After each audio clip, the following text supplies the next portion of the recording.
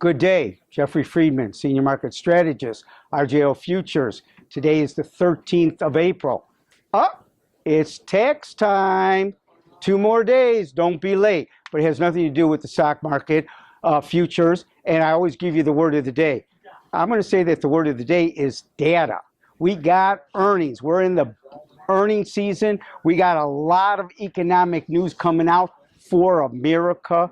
We did have export figures for China that were disappointing, which means they're going to be more motivated to stimulate, okay? So here we are with central banks all over the world trying to help.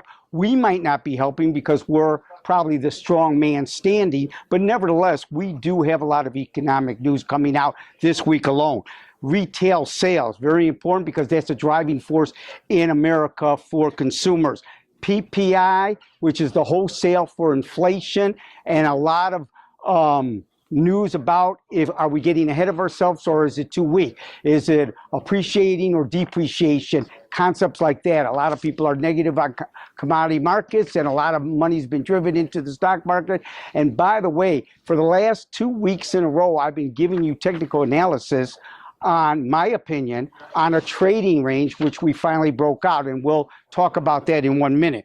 But going back to the economic reports, I want to say Fed beige book, that's going to be important. CPI at the end of the week, housing starts, housing permits, Philadelphia Fed, manufacturing. We have a lot on the docket. Now, we're in the midst of earnings, and we got a couple major banks that have a big influence on the stock index futures as well. So there's going to be data driven. That's the word of the day. That's going to be the word for the whole week. On a technical point of view, we did break out looking at the June S&P future contract. I would have to say that, and I gave it to you for 2 weeks in a row. This is the third week, but last week we went above and closed above 2080.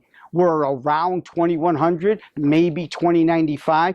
But I said that if we could close above 2080 in the June contract, we would probably want to try and test 2110. And I think we will try to test it. If we close above it, then you could, in my opinion, you could tack on probably another 30 points. Now, on the charts, I'm seeing that we could want to test that breakout level of the trading range, meaning you're in a trading range, you break out, and sometimes you come back and test that to make sure that it's strong enough. So the upper end of that trading area that I identified earlier, 2080, we could come back and test it. It should hold. If we close underneath like 2075, 2070, then my opinion, and only my opinion, I think we're going to be going down to 2055. If we close under 2055, then we're going to have a short-term trend change, and then the bears might try to take control again.